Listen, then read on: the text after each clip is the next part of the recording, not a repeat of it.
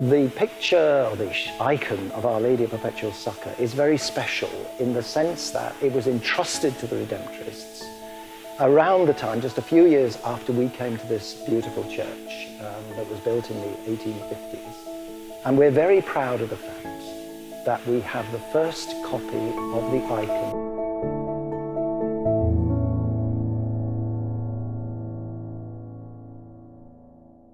I know you've heard something about the story of Our Lady of Perpetual Succor, or sometimes we say Our Lady of Perpetual Help these days because people perhaps don't understand the word succor. But perhaps I could just recap for you the story. The icon is traced back. I mean, some people reckon it's 1,000 years old. Nobody's absolutely certain. But we know that it comes from the island of Crete. And around the year 1500, it had been stolen and taken from the island and landed in Rome.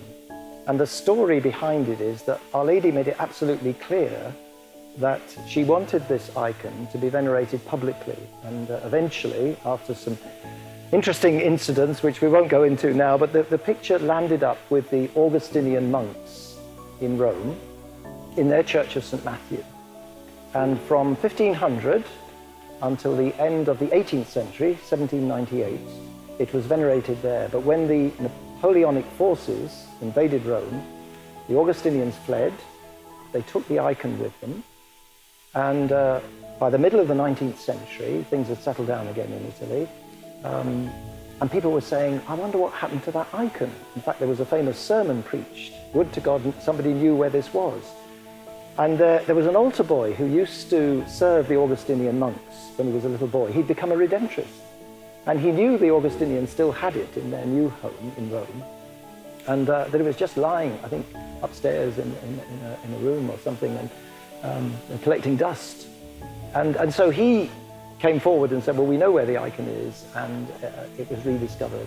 And it was given to the Redemptorists simply because we had subsequently built our monastery and church in Rome on the very site where the Augustinians used to be. And the whole point was that Our Lady had said she wanted her picture, her icon, to be venerated in this place because it lay between the two great basilicas of Our Lady, St. Mary Major, and at the other end of the Via Marilana is the Pope's Church, St. John Lateran. So the Pope at the time, Pope Pius IX, was told about this, and he gave a command that the picture should be given to the Redemptorists. And that's how it fell into our hands. But he gave it with a command, make her known throughout the world. And by the way, I like using the word succor because it comes from the Old Latin, which really means to run under and catch and come to save and help, rather than just coming to the help of. It's actually. I remember one of our priests saying, Father Tim loves cricket. Just imagine a cricketer sees a high ball and he has to dive and catch it. Well, that's a bit like Our Lady diving out to catch us and save us all. I thought it was just a wonderful explanation. So most of the people here now get used to calling Our Lady of Perpetual Succor again rather than help. The first Redemptorist community back in the 1860s thought that the people wouldn't perhaps be that interested in this special gift to the Redemptorists. But they soon changed their minds. They discovered that they were quite wrong. And so in 1869, a copy was made and placed in the church. And of course, the devotion has developed. And we still have, on a Wednesday evening, our Novena devotions here every Wednesday. I suppose I'm always a little bit nervous of projecting the miraculous in the wrong way. I think there are miracles going on all the time. The experience of the time when the icon was first given to the Redemptorists in 1866 was extraordinary too, because if you walk down the Via Marilana, coming from the great Church of Our Lady, St. Mary Major, I told you, San Alfonso is there, just on the left-hand side. On the right-hand side, there's a copy of the icon in a window. Why? I don't know if you heard this story before, but the story is that there was a woman there who had had a child who, from the very time the child was born, had been sick. And she was desperate. And she held the child out of the window and said, Mary, either cure him or take him. And the story is the child was extraordinarily cured immediately.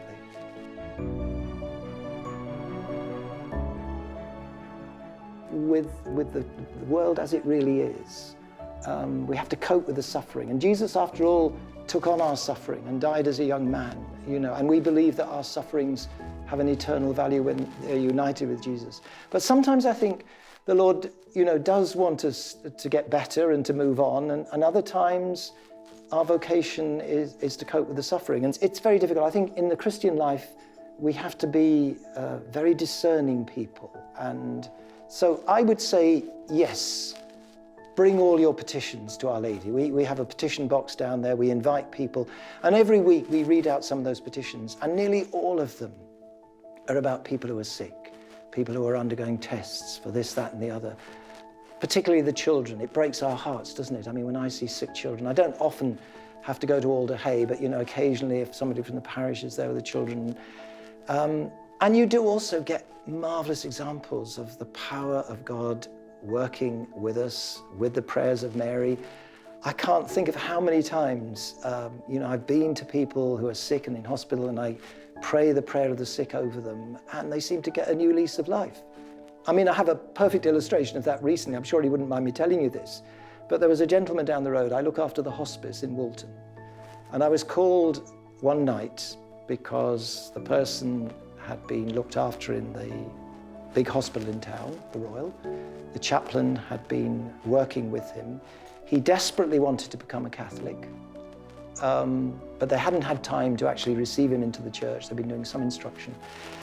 And I got down to the hospice, and he thought he was going to die that night. And he said, "Is it possible for me to become a Catholic tonight?" And I said, "Yeah, of course it is. Because in those circumstances, you can do just about anything. You don't have to get permission from the bishop." In fact, the story is that I did receive him into the church that night.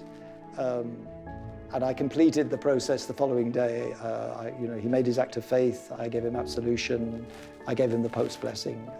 And the following day, I suddenly thought, it was all in such a rush, I thought I didn't even confirm him. So I went back and confirmed him. He had been baptized in the Anglican Church, so he didn't need baptizing. He's still going strong. I mean, that's over a month ago, and he's probably going to go home soon. And he's quite convinced that being received into the church and receiving these sacraments, and some of his family, I know, you sort of wonder, well, how is it he didn't become a Catholic? Because one of his nieces serves Mass at St. Mary's Church down the road. So I do see examples of the Lord seemingly doing things which we wouldn't expect in normal circumstances. But alongside that, I think the greatest gift is this gift of peace in the midst of whatever's going on. Jesus said, "A peace I leave you, my peace I give you, a peace the world cannot give. That is my gift to you." You see Mary alongside Jesus in his suffering. She couldn't do anything to stop it. She doesn't scream and shout at the executioners. She stays beside him. And that seems to me to be the great vocation of the Christian church today. There's so much suffering and pain in the world. Our hearts go out to people. Very often there isn't much more that we can do than be there for them and be the presence of God. And inviting people to join their prayer with Mary and the saints.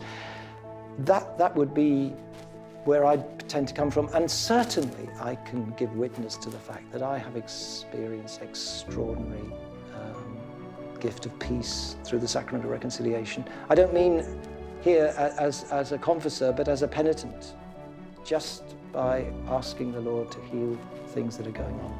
So I know the Lord's at work.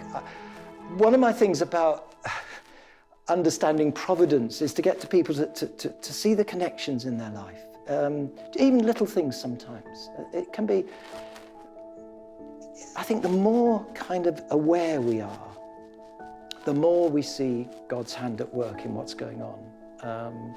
Sometimes they may just be coincidences, but sometimes it seems to be it's almost too much just to be a coincidence.